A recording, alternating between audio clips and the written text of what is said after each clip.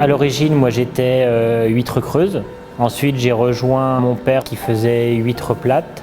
Et suite aux problèmes qu'il y a eu dans l'huître plate, j'ai vendu ma partie huître creuse pour me consacrer qu'à l'huître plate.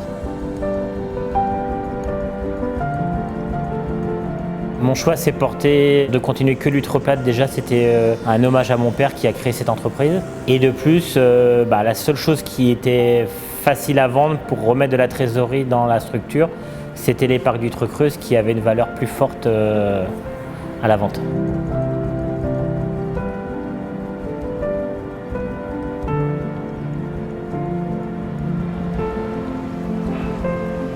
Le bateau amphibie, c'est quelque chose de particulier.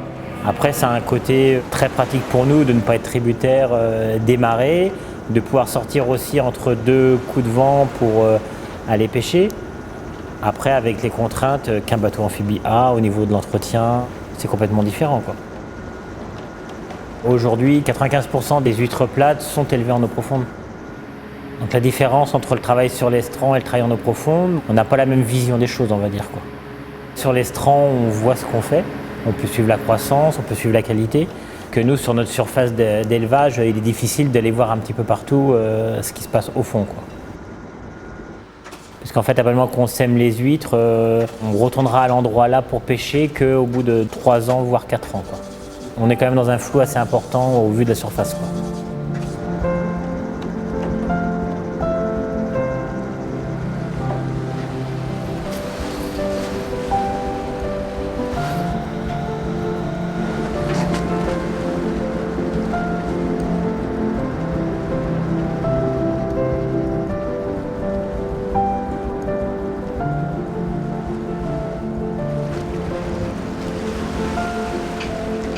On pêche toujours à un endroit différent, on décale notre zone de travail au fur et à mesure du travail.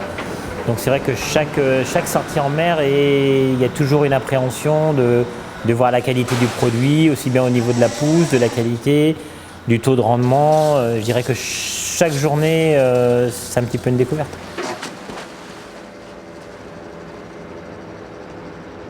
Donc l'huître plate, en moyenne, on essaye de la pêcher pas avant 3 ans parce que sinon les calibres sont assez petits.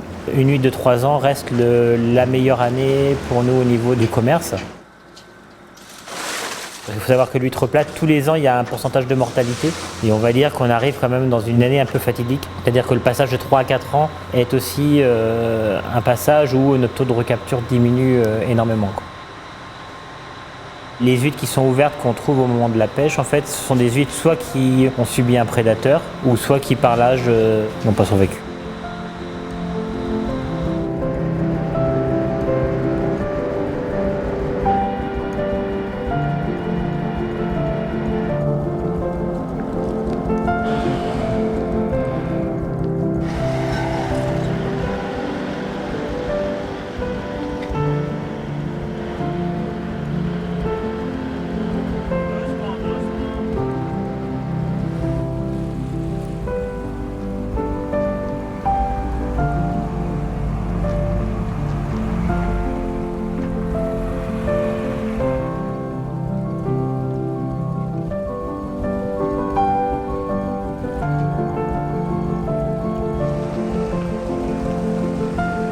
Nous avons eu l'appellation bio depuis octobre 2020.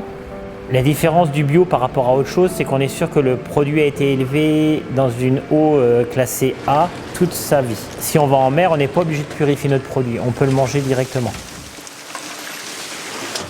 Une fois que les huîtres sont revenues de pêche, donc elles vont être lavées. Après, elles sont toutes prises par du travail manuel. Elles sont triées de façon à mettre toutes les huîtres qui sont bonnes sont mises dans une calibreuse qui, elle, va les calibrer au poids. Parce que dans les huîtres plates, chaque calibre, c'est par tranche de 10 grammes. Nous avons 9 calibres. C'est une machine qui donc, va les peser une par une et les mettre par catégorie.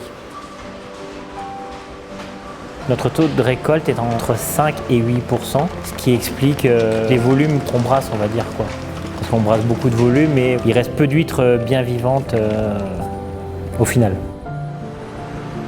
Nous sommes sur un produit qui est fragile, mais après, à nous de mettre tout en œuvre pour que ça continue correctement.